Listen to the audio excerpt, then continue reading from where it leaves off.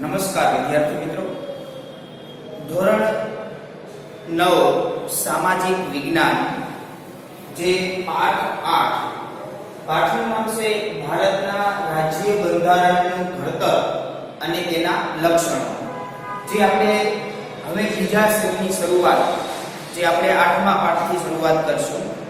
એમાં પહેલા સેમેસ્ટરની અંદર તમને જે 13 થી 19 પાઠ ભણાવી દીધા, એમાંથી વચ્ચેના 2-3 પાઠ નીકળી ગયા છે। બાકીના 5 પાઠ જે આપણે એમાં સમાવેશ કરેલો છે જે પરીક્ષાની અંદર, એમાં 5 પાઠ અને પછીના જે આ બંધારણની અંદર 5 પાઠ બીજા જે આપણે લગભગ 8 થી 12 સુધી પાઠ એ બંધારણને લગતા પાઠ છે। હવે એ 5 પાઠ આપણે રેગ્યુલર ના વિડિયો બનાવી અને તમને મૂકવામાં આવશે। તમે આ વિડિયોને ખાસ વ્યવસ્થિત અને સારી રીતે આ વિડિયોને જોજો। હવે બંધારણના 5 પાઠ પૂરા થાય પછી આપણે નેક્સ્ટ આગળ થોડા ઇતિહાસના જે પાઠ છે પણ લેવામાં આવશે। એટલે કુલ જે આપણે 10-12 પાઠ મિનિમમ પરીક્ષાની અંદર જે વાર્ષિક પરીક્ષાની અંદર લેવામાં આવશે। તો આ જે બંધારણની અંદર જે 5 પાઠ પહેલા આપણે ભણાવવામાં આવશે। તો જે ધોરણ 9 માં સામાજિક વિજ્ઞાનની અંદર જે આ બંધારણ છે, જે એક બંધારણનો અર્થ પહેલા આપણે જોઈએ।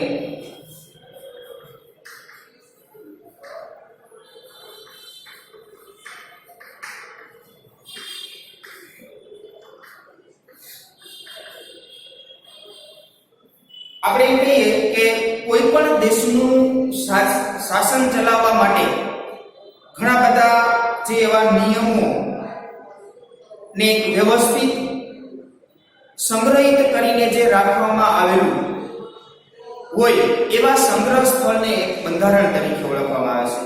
દાખલા તરીકે બંધારણ એટલે કોઈ પણ દેશ હોય, ભારત દેશ હોય, ઓસ્ટ્રેલિયા હોય, અમેરિકા હોય, કોઈ પણ દેશ, એ દેશનું શાસન ચલાવવા માટે જે આ ભારતના રાજ્યના બંધારણની આપણે વાત કરીએ છીએ, તો એના માટે જે કે નિયમો બનાવેલા હોય, આખા દેશનું સંચાલન જે ચલાવવા માટે જે અનેક નાના મોટા જે નિયમો બનાવેલા હોય અને એ નિયમોને એક પુસ્તકની અંદર એનું લખાણ કરેલું હોય, સંગ્રહિત કરવામાં આવેલા હોય, તો એ સંગ્રહિત કરેલા જે પુસ્તકને આપણે એક બંધારણનો એક ભાગ કહેવામાં આવે છે। એટલે એને બંધારણ તરીકે આપણે ઓળખવામાં આવે છે।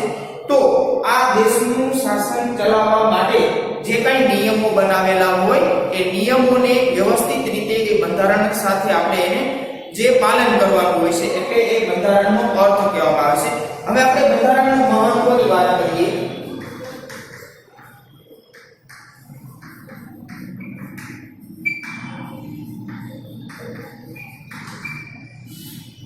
હવે મહત્વ, બંધારણનું મહત્વ શું આપવામાં આવેલું છે, તો કે બંધારણ એ એક દેશના પાયાનો મહત્વનો એક દસ્તાવેજ ગણવામાં આવે છે। દસ્તાવેજ એટલે કે આપણે દાખલા તરીકે કોઈ મકાન હોય તો મકાનના કોઈ પણ જે આપણા કાગળિયા હોય આધારભૂત કે ભાઈ આ મકાન મારું છે, મારા નામે આપેલું, તો આપણે એનો દસ્તાવેજ હોય। તો એવી જ રીતે આ બંધારણ એક દેશના પાયાનો, આખા ભારત દેશનો એક પાયાનો એક મહત્વનો એક દસ્તાવેજ, આધારભૂત એ બંધારણ ગણવામાં આવે છે। હવે દેશના કાયદાઓ એ બંધારણને સુસંગત અને બંધારણીય જોગવાઈ આપીને જે આ બંધારણની અંદર એનું મહત્વ દર્શાવવામાં આવેલું છે। દાખલા તરીકે છે એ બંધારણ એ સમયાંતરે બદલાતી જતી લોકોની જરૂરિયાતો છે, અપેક્ષાઓ છે, એની આકાંક્ષાઓ છે, એની ઈચ્છાઓ છે, આ વગેરે એ લોકોની ઉચ્ચ ભાવનાઓનો એક પાયો ઘડવાનો હોય છે। તેથી જ એ બંધારણ એક જીવનનું મૂળભૂત દસ્તાવેજ ગણવામાં આવે છે।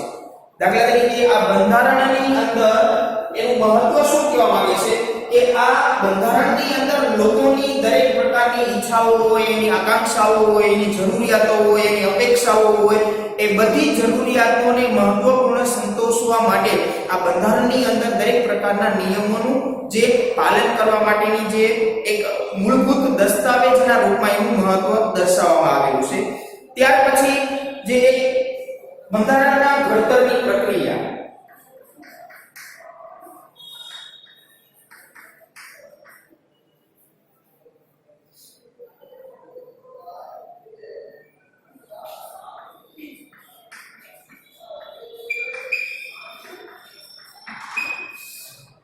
હવે સૌથી અગત્યનો પોઈન્ટ છે બંધારણના ઘડતરની પ્રક્રિયા, એટલે કે બંધારણ ક્યારે રચવામાં આવેલું, કઈ સાલમાં અને ક્યારે, એનું મહત્વ શું છે, એમાં કેટલા સભ્યો, કેટલી બેઠક બોલાવવામાં આવી.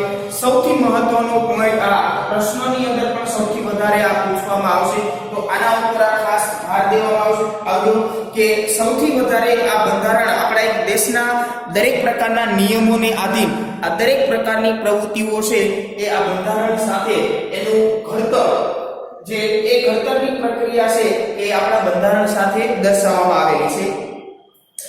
જે આ આઝાદી પહેલા બ્રિટિશ સરકાર દ્વારા જે 25 માર્ચ 1946 ના રોજ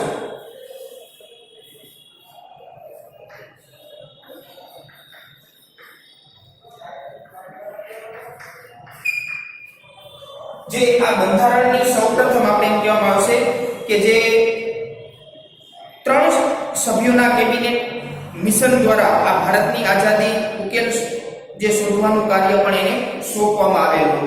એટલે કે જે આપણા ભારત 1947 ની અંદર આપણો ભારત દેશ આઝાદ થયો, એ આઝાદની સાથે શરૂઆતમાં પહેલા એક બંધારણ કેવી રીતે ઘડવું એ અંગેનો નિર્ણય છે એ 25 માર્ચ 1946 ના રોજ જે 3 સભ્યો, ખાસ 3 સભ્યો ની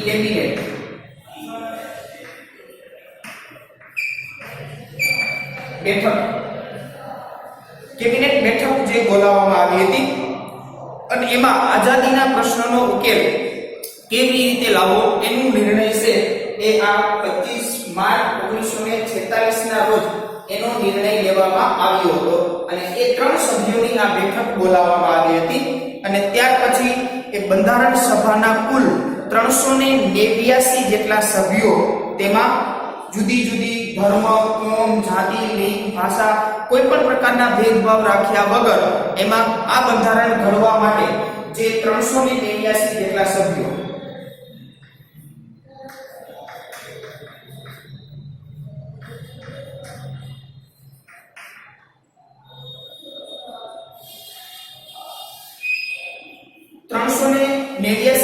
સભ્યો એ આ કેબિનેટ બેઠકની અંદર જે આટલા સભ્યો એ હાજર રહ્યા હતા અને આ જે 389 જેટલા જે સભ્યો હતા એ અલગ અલગ ધર્મના, હિન્દુ, મુસ્લિમ, જૈન, શીખ, પારસી કે કોઈ પણ ધર્મના બધા સભ્યો એ આ બેઠકની અંદર બંધારણ ઘડવા માટે આ સભ્યોની હાજરી જે જોવા મળી હતી. તેમાં જે ભૌગોલિક પ્રદેશોના અનેક વ્યક્તિઓ, જે રાજકીય પક્ષોના પ્રતિનિધિ તેમજ વિવિધ ક્ષેત્રોની તજજ્ઞ વ્યક્તિઓનો પણ સમાવેશ છે એ આ 389 જેટલા સભ્યો છે એ બંધારણ ઘડવા માટે એક સક્ષમ થયા હતા. મહત્વના સભ્યોમાં આપણે જોઈએ તો આ 389 સભ્યોની અંદર સૌથી મહત્વનો જે હોદ્દો એક ભૂમિકા ભજવનાર કોઈ હોય તો એ જવાહરલાલ નહેરુ છે, સરદાર વલ્લભભાઈ પટેલ, એ ઉપરાંત મૌલાના અબ્દુલ કલામ આઝાદ અને શ્યામા પ્રસાદ મુખર્જી, એચપી મોદી, કનૈયાલાલ મુનશી, જે ગુજરાતી સાહિત્યકારમાં સૌથી એની મહત્વની ભૂમિકા જે ભજવેલી છે તો એ કનૈયાલાલ મુનશી પણ આ બંધારણ સભાના એક સભ્ય તરીકે ભૂમિકા ભજવેલી છે. એ ઉપરાંત જે સરોજિની નાયડુ અને વિજયાલક્ષ્મી પંડિત વગેરે જેવા આ મહત્વના વ્યક્તિઓ ખાસ આ બંધારણ ઘડવા માટે એક મહત્વની ભૂમિકા ભજવેલી હતી. જે બંધારણ સભાના અધ્યક્ષ તરીકે ખાસ બંધારણ સભાના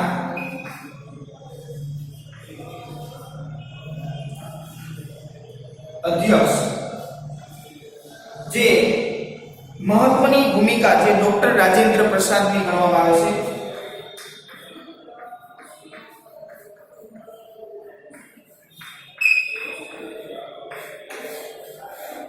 જે એ બંધારણ સભાના એક અધ્યક્ષ તરીકેની કોઈ ભૂમિકા ભજવેલી હોય તો ડોક્ટર રાજેન્દ્ર પ્રસાદ એ સૌથી મહત્વનું. એ ઉપરાંત બંધારણની એક ખરડા સમિતિના અધ્યક્ષ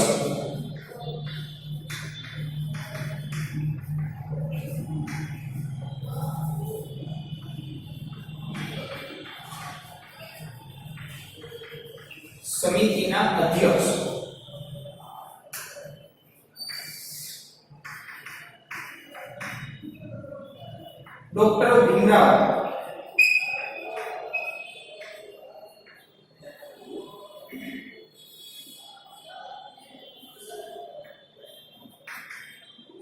આંબેડકર,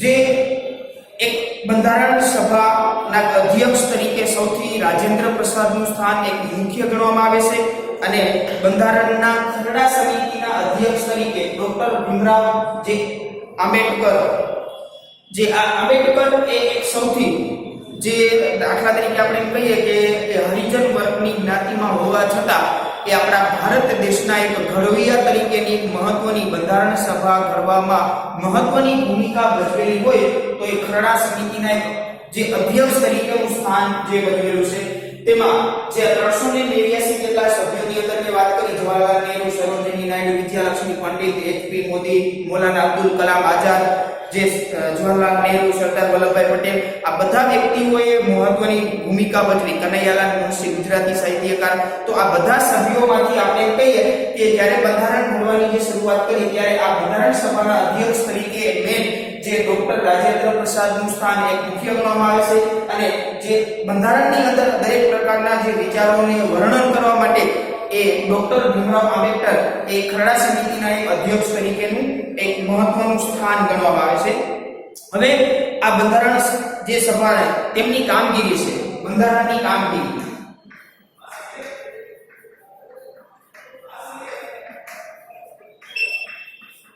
બંધારણની જે કામગીરી છે એ સૌપ્રથમ આપણે એમ કહીએ કે 9મી ડિસેમ્બર 1946 ના રોજ આ શરૂ કરવામાં આવી.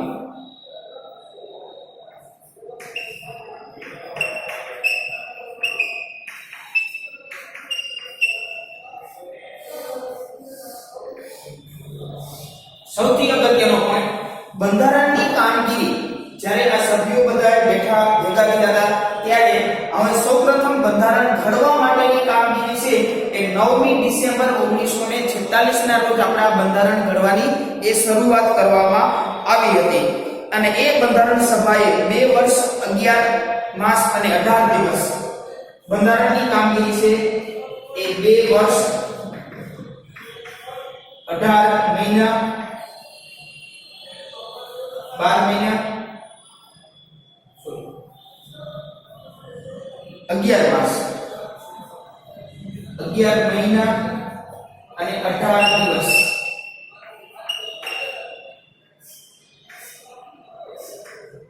સૌથી અગત્યનો પોઈન્ટ કે જે આ બંધારણની કામગીરી છે એ 9મી ડિસેમ્બર 1946 ના રોજ એની શરૂઆત કરવામાં આવી અને એ બંધારણની કામગીરી છે એ આપણા બંધારણ, ભારતનું બંધારણ ઘડવા માટે 2 વર્ષનો સમયગાળો, 11 મહિના અને 18 દિવસ, એટલે કે માત્ર 12 દિવસ, 3 વર્ષની અંદર માત્ર 12 દિવસ બાકી હતા ત્યાં સુધી, એટલે 2 વર્ષ અને 11 મહિના અને 18 દિવસનો સમયગાળો છે એ આપણા ભારતનું બંધારણ, એટલે કે દરેક પ્રકારના નિયમો છે એ નિયમો બનાવવા માટેનો સમયગાળો છે એ આટલો સમયગાળો જે લાગ્યો હતો. હવે આગળ આપણે વાત કરીએ તો કે જે આ કુલ આપણે એમ કહીએ તો કે આ 2 વર્ષ અને 18 મહિના અને જે 11 મહિના અને 18 દિવસની અંદર કુલ 166 બેઠકો બોલાવવામાં આવી હતી. 2 વર્ષ અને 11 મહિના અને 18 દિવસની અંદર કુલ 166 જેટલી બેઠકો છે એ બોલાવવામાં આવી હતી અને દુનિયાના જુદા જુદા દેશના જે બંધારણના મહત્વના લક્ષણો અભ્યાસ કરી અને એનું વિગતપૂર્ણ ચર્ચા વિચારણા કરી અને બંધારણને આખરી સ્વરૂપ આપવામાં આવેલું હતું કે જે આ બંધારણ ઘડવા માટે દેશના જે મહત્વના, દાખલા તરીકે Italy, France, Germany, Japan, America, Russia, Britain એવા વગેરે દેશના સારા એવા વિચારોને આપણા ભારતના બંધારણની અંદર, ઘણા બધા વિચારોને આપણા બંધારણની અંદર એમાં જે સમાવેશ કરવામાં આવ્યો હતો. તો જે આ કામગીરી છે એ બંધારણના પ્રથમ જે 395 અનુચ્છેદ અને 8 પરિશિષ્ટ એટલે આર્ટિકલની અંદર એનો સમાવેશ કરવામાં આવેલો હતો. જે શરૂઆતમાં બંધારણની અંદર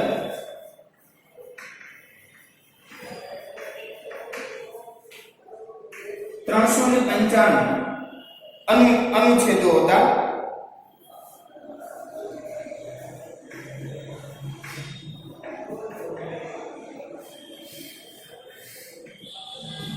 બંધારણમાં, અને એને 8 ભાગમાં વિભાજિત કરવામાં આવેલું. 8 પરિશિષ્ટો. બંધારણના શરૂઆતમાં 395 અનુચ્છેદ. અનુચ્છેદ એટલે એક પ્રકારના જે કલમો આપણે કહેવામાં આવે છે,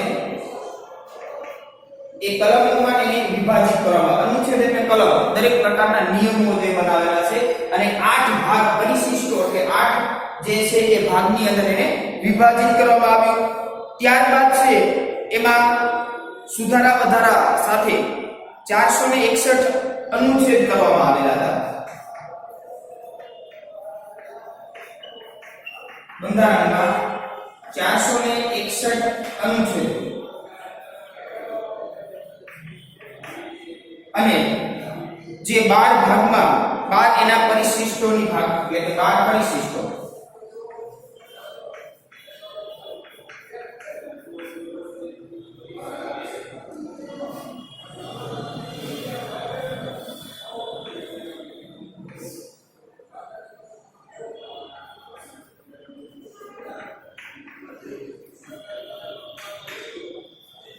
હવે જ્યારે 166 જે બેઠક બોલાવવામાં આવી હતી, અધ્યક્ષ તરીકે જે ડોક્ટર રાજેન્દ્ર પ્રસાદ અને ખરડા સમિતિના અધ્યક્ષ ડોક્ટર ભીમરાવ આંબેડકર.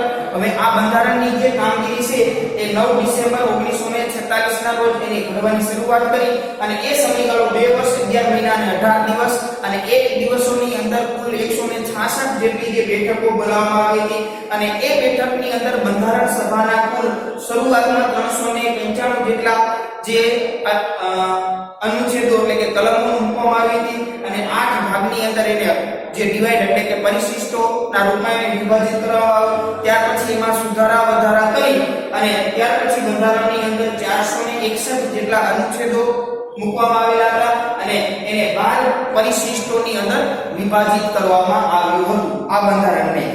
ત્યાર પછી આપણે આગળ જોઈએ તો જે 26 નવેમ્બર 1949 ના રોજ બંધારણ સભા એ સર્વાનુમતે પસાર કરવામાં આવેલું.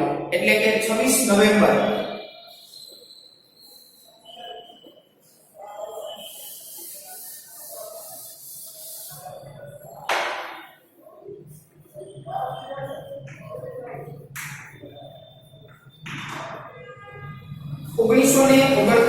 માં જે આ બંધારણ એ સર્વાનુમતે પસાર કરવામાં આવેલું હતું.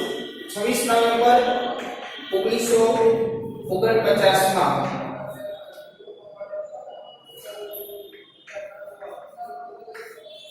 બંધારણ પસાર થયું. બંધારણ ઘડી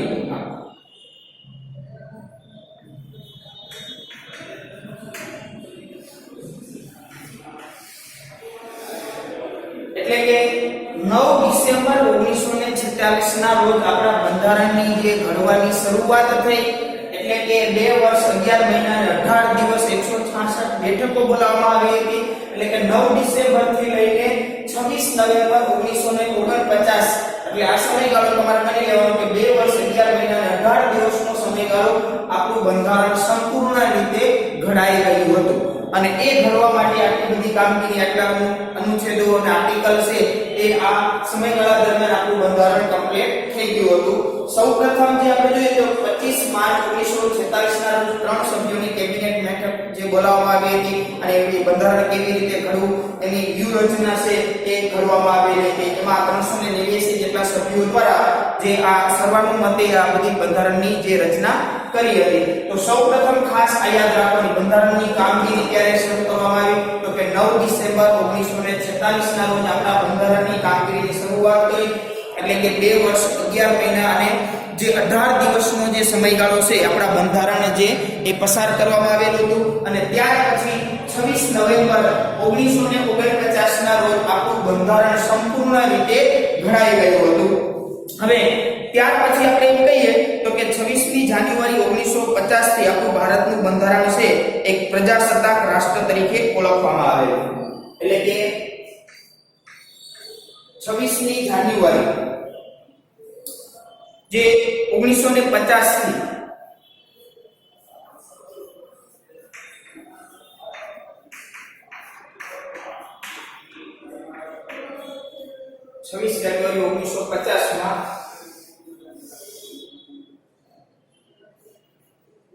એ બંધારણ અમલમાં આવ્યું હતું.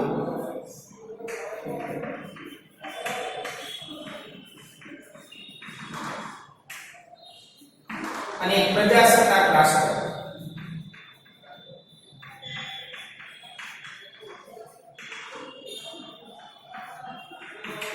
તરીકે જાહેર થયું.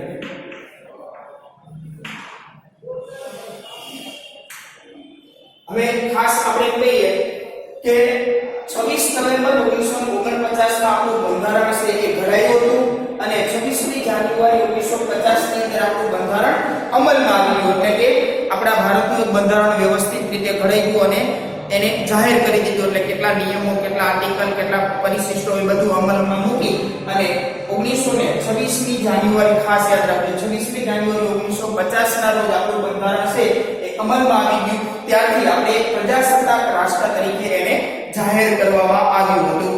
ત્યાર પછી આપણે એમ કહીએ કે એની શાનદાર ઉજવણી રૂપે આપણા ભારતના બંધારણની અંદર 4 સિંહોની આકૃતિ એક રાષ્ટ્ર મુદ્રા તરીકે જે મૂકવામાં આવેલું હતું. 4 સિંહોની આકૃતિ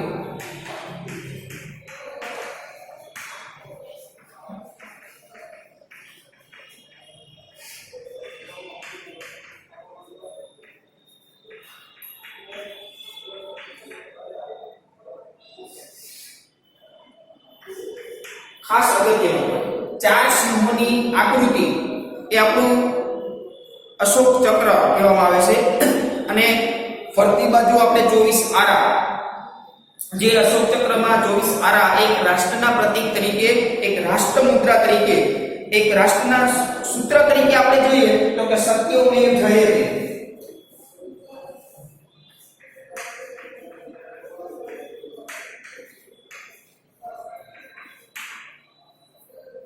જે એક સત્યમેવ જયતે એ આપણા સૌથી મહત્વના એક પ્રજાસત્તાક રાષ્ટ્રના એક સૂત્ર તરીકે સત્યમેવ જયતેને પણ જે અમલમાં મૂકવામાં આવેલું. રાષ્ટ્ર મુદ્રાની અંદર 4 સિંહોની આકૃતિ અને 24 આરાવાળું જે ધર્મચક્ર છે એ પણ અંકિત કરવામાં આવેલું છે. તો આ બંધારણના મૂળભૂત હકો છે, એ ઉપરાંત એની ફરજો છે, રાજનીતિક માર્ગદર્શન સિદ્ધાંતો છે, એ બધા પ્રકારના જે સરકારના વિવિધ પ્રકારના અંગો અને કાર્યો, એ ઉપરાંત વહીવટી કેટલીક સૂચનાઓ, ન્યાયતંત્રની વ્યવસ્થા જેવી મહત્વની બાબતોનો પણ સમાવેશ છે એ આ બંધારણની અંદર કરવામાં આવેલો છે. એટલે કે આપણા આ બંધારણની અંદર જ્યારે 26મી જાન્યુઆરી 1950 થી આપણું જે બંધારણ જે અમલમાં આવી ગયું ત્યાર પછી આપણે જે એક રાષ્ટ્ર મુદ્રાના પ્રતીક સમાન 4 સિંહોની આકૃતિ એક જે રાષ્ટ્ર મુદ્રા તરીકે આપણે જાહેર કરેલું છે અને એને ધ્યાનમાં રાખીને એક જે રાષ્ટ્ર સૂત્ર છે સત્યમેવ જયતે એને પણ અમલમાં મૂકવામાં આવેલું છે. તો આ બંધારણની અંદર નાગરિકના દરેક પ્રકારના હકો, ફરજો અથવા રાજનીતિના માર્ગદર્શન સિદ્ધાંતો, વહીવટી તંત્રો, દરેક પ્રકારની કામગીરીનું વર્ણન છે એ આ બંધારણની અંદર જે સંપૂર્ણ રીતે અમલમાં જે મૂકવામાં આવેલું છે. તો આ રીતે આપણી સૌથી મહત્વની વસ્તુ એ જોઈ કે બંધારણના ઘડતરની દરેક પ્રકારની જે કામગીરી છે એ આ રીતે વર્ણન રૂપે કરવામાં આવેલી છે. તો આ સૌથી અગત્યની વાત આપણે એમ કરી કે જે બંધારણ છે એ બંધારણ આપણા ભારતનું એક મહત્વનું અભિન્ન અંગ ગણવામાં આવે છે અને એ બંધારણના સ્વરૂપે વિવિધ પ્રકારના કાર્યોની જે કામગીરી છે એ આ રીતે વિસ્તૃત રીતે વર્ણન સ્વરૂપે જે જોવા મળે છે.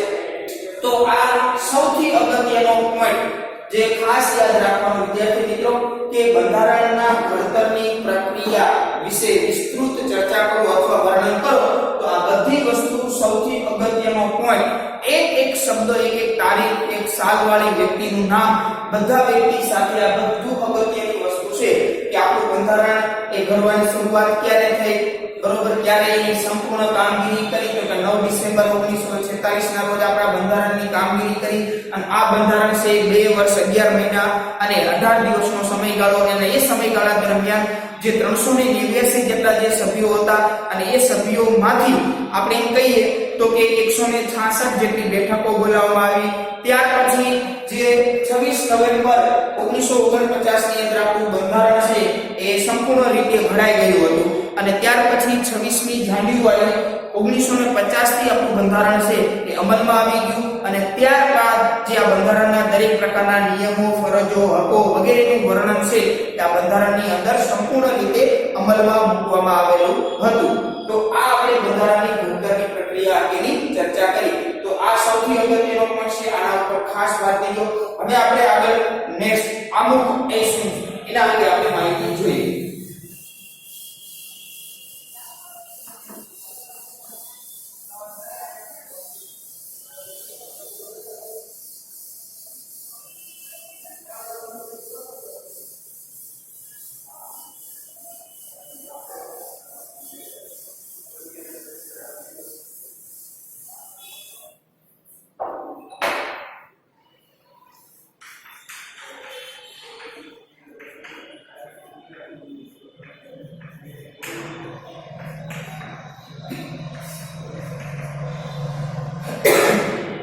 હવે આમુખ જે આપણા આમુખ એ બંધારણનું એક પ્રારંભિક, હાર્દરૂપ અને વિશિષ્ટ સ્થાન ધરાવતું એક મહત્વનું તત્વ ગણવામાં આવે છે.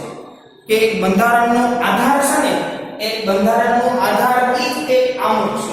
આમુખ એટલે સૌપ્રથમ આપણે જોઈએ તો કે જે બંધારણ આપણું ઘડાયું છે એ બંધારણની અંદર જે આખું પહેલું પેજ છે એના દરેક પ્રકારના પહેલા પેજની અંદર આપણે જોઈએ તો દરેક પ્રકારનું એક સંવિધાન સ્વરૂપે દરેક પ્રકારના નિયમો મૂકવામાં આવે છે. હું તમને ચોપડીની અંદર ખાસ જે બતાવું છું તો કે જે આ ચોપડીની અંદર ભારતનું એક સંવિધાન છે એ આમુખ કોને કહેવાય તો એમાં ન્યાય, સ્વતંત્રતા, સમાનતા અને બંધુત્વ દરેક પ્રકારના જે નિયમો છે આ બંધારણનું પહેલું પેજ એ ખાસ બંધારણની દરેક બુકની અંદર જે એના અલગ અલગ વિભાગો જે આપવામાં આવેલા છે એમાં પહેલું પેજ છે એ આમુખ સ્વરૂપે ગણવામાં આવે છે. હવે આ આમુખની અંદર જ્યારે બંધારણ ઘડવામાં આવ્યું હતું ત્યારે એમાં કોઈ પણ પ્રકારના ફેરફાર એ આમુખની અંદર તમે કરી શકો નહીં. ખાસ વિદ્યાર્થી યાદ રાખજો, આની અંદર કોઈ પણ પ્રકારનો આ જે પેજ છે એ પેજની અંદર જે શબ્દો મૂકેલા છે દરેક દેશના, દાખલા તરીકે America, France, Russia, Italy, Germany, Japan કે કોઈ પણ દેશના જે તત્વો આપણે આમાં જે સારા વિચારોની આપણા બંધારણની અંદર જે સમાવેશ કરેલા છે આમુખની અંદર, તો એક મહત્વનો દસ્તાવેજ છે. તો આની અંદર તમે બંધારણના દરેક પ્રકારના નિયમોની અંદર તમે સુધારા વધારા કરી શકો, પરંતુ આ આમુખની અંદર કોઈ પણ પ્રકારના સુધારા કરી શકો નહીં. તો આ વસ્તુ એક ખાસ યાદ રાખવાની છે કે આમુખ એ શું કહેવાય, એનું મહત્વ શું છે. તો એની અંદર કોઈ પણ વ્યક્તિ છે, ભારતના કોઈ પણ નાગરિક હોય, કોઈ પણ દાખલા તરીકે રાષ્ટ્રપતિ હોય અથવા મુખ્યમંત્રી હોય, એની અંદર કોઈ પણ વ્યક્તિ છે એ સુધારો કરી શકતો નથી આમુખની અંદર. આ બંધારણમાં કોઈ પણ પ્રકારના નિયમો છે એમાં ફેરફાર કરી શકે, પરંતુ જે પહેલું પેજ છે એ આમુખ એક મહત્વનો દસ્તાવેજ ગણવામાં આવે છે. એની અંદર કોઈ પણ પ્રકારનો ફેરફાર કરવામાં આવતો નથી. જે તમને પહેલું પેજ મેં બતાવ્યું ચોપડીની અંદર બંધારણનો એક મહત્વનો ભાગ ગણવામાં આવે છે. હવે બંધારણની જે શરૂઆત જ છે ને એ જ આપણે આમુખથી ગણવામાં આવે છે કે આ બંધારણની શરૂઆત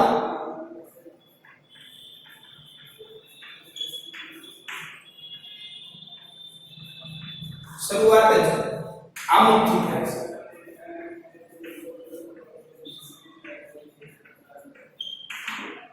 મેન વસ્તુ ખાસ કે જે બંધારણની જે શરૂઆત જ છે ને એ જ આમુખથી થતી જોવા મળે છે. કે બંધારણનો એક મહત્વનો ભાગ ગણવામાં આવે છે અને એ આ આમુખની અંદર કોઈ પણ પ્રકારે સુધારા વધારા કરી શકતા નથી. એ ઉપરાંત આપણે જોઈએ તો કે 1946માં જે 42માં બંધારણીય સુધારાની અંદર જે 1976માં જે આ 42માં બંધારણીય સુધારો એટલે કે 42મો બંધારણીય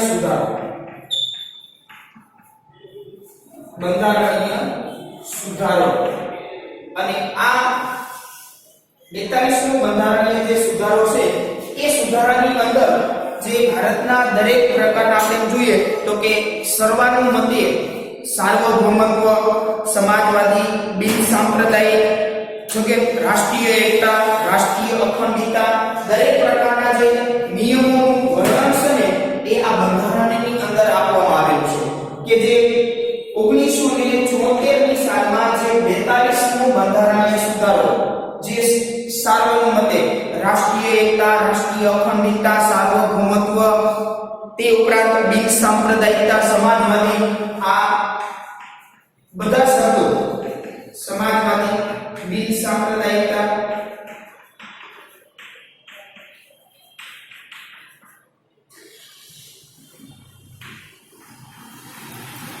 સાર્વભૌમત્વ, રાષ્ટ્રીય એકતા, અખંડિતતા,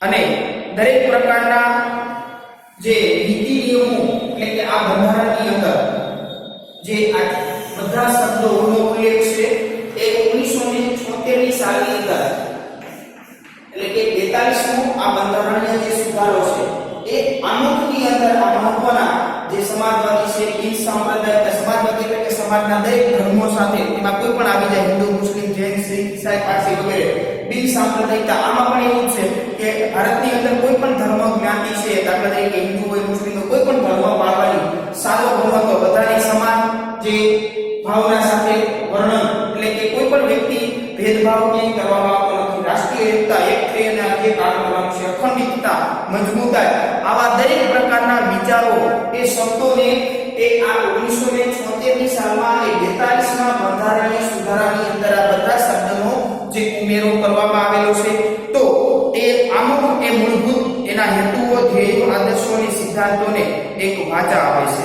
તો આ બધી મહત્વની પ્રવૃત્તિઓ છે એ આ બંધારણની અંદર જે આ દરેક શબ્દો છે એ દરેક પ્રકારના જે ઉદ્દેશો છે, ધ્યેયો છે, એ ધ્યેયોને કાર્યોને વધારે સફળ બનાવવા માટેના જે પ્રયત્નો છે એ આપણા બંધારણની અંદર જે કરવામાં આવેલા છે. અને આ બંધારણ છે એ વ્યવસ્થિત અને આદર્શપૂર્ણ રીતે એ બંધારણનું આમુખ એક મહત્વનો દસ્તાવેજ ગણવામાં આવે છે. અને એ આ બધા શબ્દો છે એ 1946 ની અંદર જે 42મા બંધારણીય સુધારાની અંદર જે અમલમાં મૂકવામાં આવેલા છે. તો આપણે અહીંયા જે પહેલો વિડિયો બીજા ટોપિક એટલે કે આમુખનું મહત્વ એના અંગે આપણે નેક્સ્ટ બીજા વિડિયોની અંદર શરૂઆત કરશું. આપણે અહીંયા પહેલો વિડિયો પૂરો કરીએ છીએ. Okay, bye, thank you.